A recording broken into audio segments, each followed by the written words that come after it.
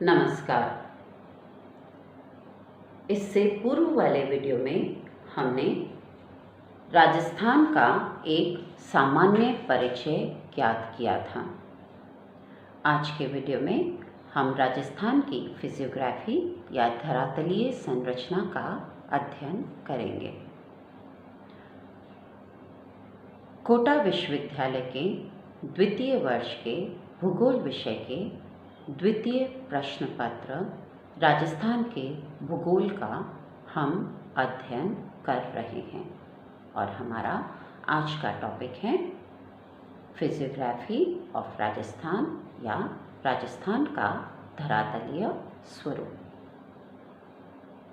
राजस्थान भारत के क्षेत्रफल की दृष्टि से सबसे बड़ा राज्य है और यह भारत के कुल क्षेत्रफल के 10.74% एरिया को कवर करता है।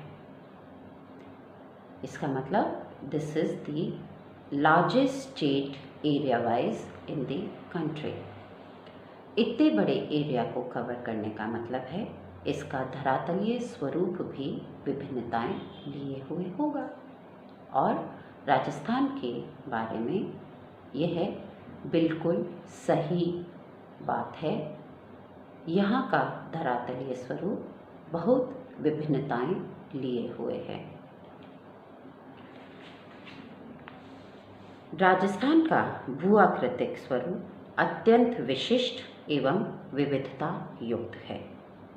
यहाँ की भूगर्भिक संरचना की प्रमुख विशेषता यह है कि यहाँ आर्कियन और प्री कैम्ब्रियन युग की संरचना साथ साथ दृष्टिगत होती है।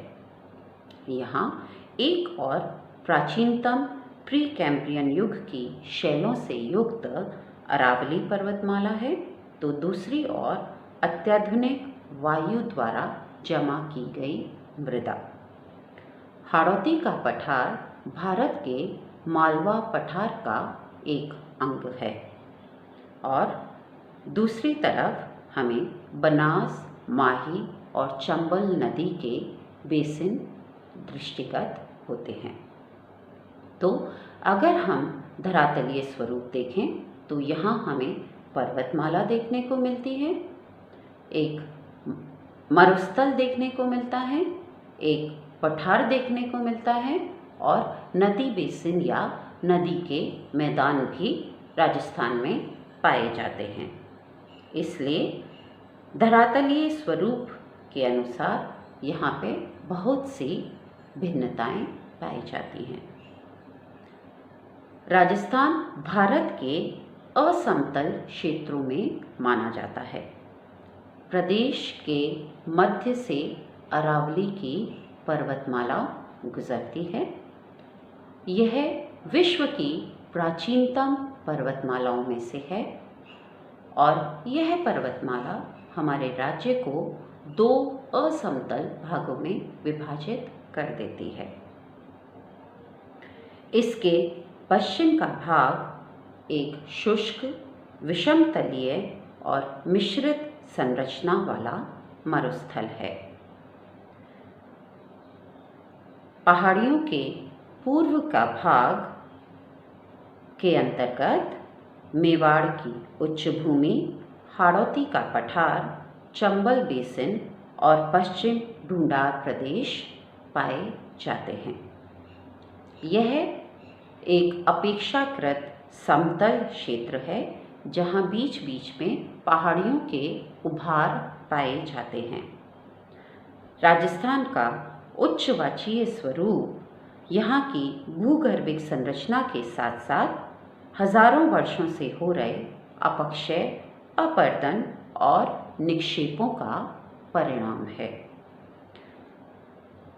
वर्तमान धरातलीय लक्षणों के आधार पर हम हमारे राज्य राजस्थान को 4 प्रमुख भौतिक विभागों में विभाजित कर सकते हैं। पश्चिम में है पश्चिमी मरुस्थलीय प्रदेश, जिसे कि हम थार का मरुस्थल या भारत का मरुस्थल के नाम से भी जानते हैं। यह शैलों से बना हुआ एक असमतल प्रदेश है जिस पर वर्तमान में वायु के जमावों से बने हुए धौरे पाए जाते हैं। यह एक रेतीला अर्धशुष्क मरुस्थल है। मरुस्थल के पूर्व में अरावली की पर्वतमालाएं स्थित हैं जो कि आर्कियन युग की शैलों से बनी हुई हैं। अरावली पर्वतमालाओं के उत्तर पूर्व का जो क्षेत्र है वो एक मैदानी क्षेत्र है जो कि चंबल और बनास नदी के मैदानों से बना हुआ है। राजस्थान का अरावली के दक्षिण पूर्व का जो क्षेत्र है वो एक पठारी क्षेत्र है जिसे हाड़ौती के पठार के नाम से जाना जाता है।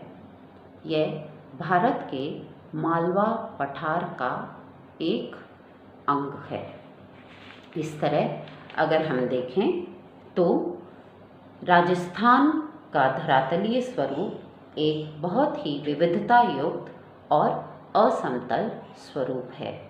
कंक्लूजन अगर हम करें तो कंक्लूजन में राजस्थान की धरातलीय स्वरूप या फिजियोग्राफी की जो मेजर पॉइंट्स निकल के आते हैं वो ये हैं कि पहली चीज़, राजस्थान में विशिष्टता यह है कि यहाँ की भूगर्भिक संरचना में पुरानी आर्कियन युग से लेकर के नवीनतम प्री कैम्ब्रियन युग की शैलें प्राप्त होती हैं।